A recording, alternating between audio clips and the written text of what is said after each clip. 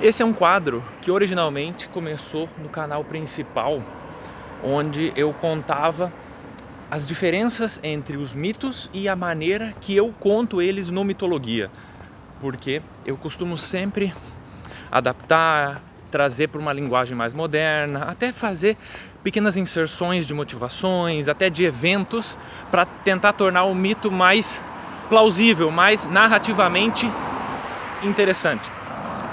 Eu já comentei isso num vídeo antigo. Então, comecei o quadro lá, agora estou trazendo para o canal secundário e já resolvi adiantar para comentar do vídeo mais recente, Orfeu e Eurídice, porque as pessoas perguntam às vezes, tá, mas eu tinha visto diferente, ou onde você pesquisou, qual é a versão que você está seguindo? São perguntas válidas, embora o meu foco, vou tentar me afastar um pouquinho aqui dos carros, o meu foco no Mitologia nunca foi trazer-se algo histórico, ser um professor de história que vai explicar quem falou, qual é a explicação por trás, cultural, nunca foi. Mas ainda assim, são perguntas válidas, então acho que pelo menos nessa série de vídeos eu posso elucidar algumas das dúvidas. Tenho aqui um pequeno papelzinho com anotações minhas. Primeira coisa, a ascendência de Orfeu. Alguém perguntou nos comentários, falou, mas o pai do Orfeu não era o Apolo? E realmente, em uma das versões, o pai dele é Apolo, a mãe continua sendo Calíope. Só que isso traz um problema, porque se a mãe é uma deusa e o pai também é um deus, ele teria que ser um deus também. E ele claramente não é, ele morre. Então, a versão do pai dele ser simplesmente um rei da Trácia acaba sendo muito mais plausível. Segundo ponto, Aristeu, o cara que tenta sequestrar a Eurídice e que acaba ocasionando na morte dela. Tem versões que esse personagem não existe na história, o personagem existe, mas que ele não participa da história, que simplesmente ela é picada por uma cobra e morre. Outras versões citam ele, eu achei mais interessante colocar ele no meio. Falando em Aristeu, as abelhas, ele realmente é considerado por alguns, até um deus, né? Tem alguns semideuses que são consideradas divindades menores, e ele é uma delas. Porém, eu digo no mito que ele soltou as abelhas dele no meio do casamento para criar uma distração. Isso não faz parte da história. Ele não soltou abelhas, mas eu achei que traria uma atenção e que combinava, era temático com o poder, a habilidade, o reino dele. Então, esse foi um pequeno detalhezinho que eu adicionei. Olhar para trás, o Hades coloca a condição de que Orfeu não poderia olhar para trás na hora de guiar Eurídice.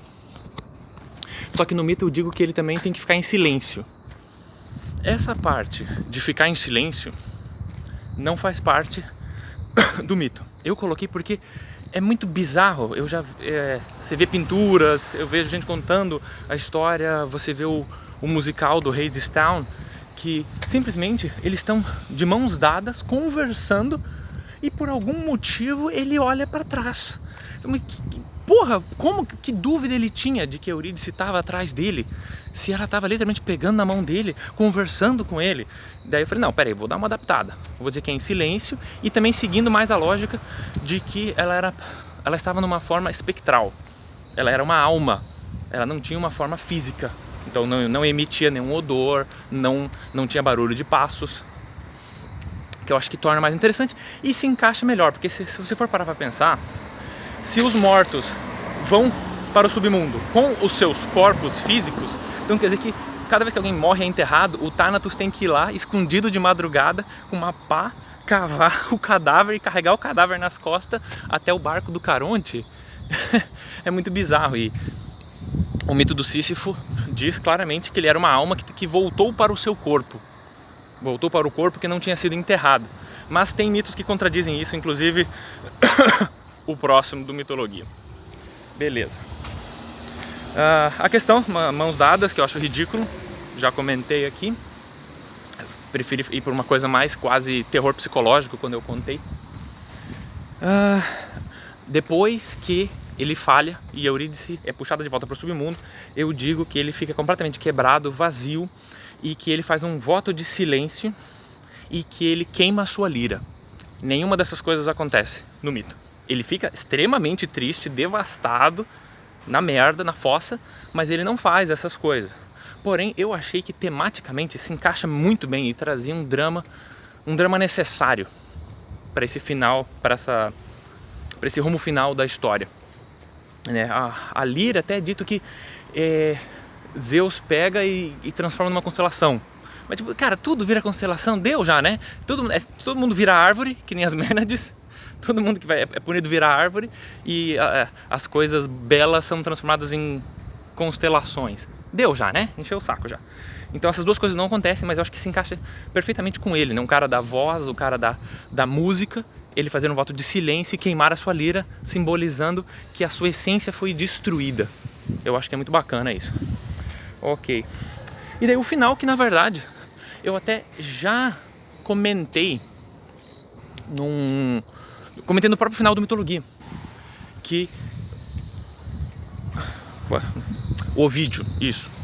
O Ovídio comenta, que é um poeta romano, o mesmo cara que conta a versão da história da Medusa, onde ela é uma sacerdotisa, que era fiel e daí é abusada por Poseidon, né? Esse mesmo cara cita que Orfeu e Eurídice se encontram nos Campos Elíseos. E tem gente, obviamente, que não gosta, que fala, não, mas esse cara veio depois, então não conta, tal, porque nas versões mais antigas não é dito se Orfeu e Eurídice realmente se encontram no pós-vida. Podem ter se encontrado, podem não. Mas Ovídio, que é um autor muito influente, greco-romano, diz que sim, citei, mas também no final comentei que dá uma estragada no drama de Orfeu e Eurídice, eles se encontrarem no final. Embora me permitiu fazer um diálogo que eu gosto bastante do Hades e da Perséfone. Então, é isso, videozinho curto, só para dar uma atualizada em relação ao meu trabalho do Mitologia. Próximo mito, já estou lentamente começando a fazer. Então agora eu virei operador de telemarketing. Estou lentamente pensando, começando a fazer. Enfim, vejo vocês em breve.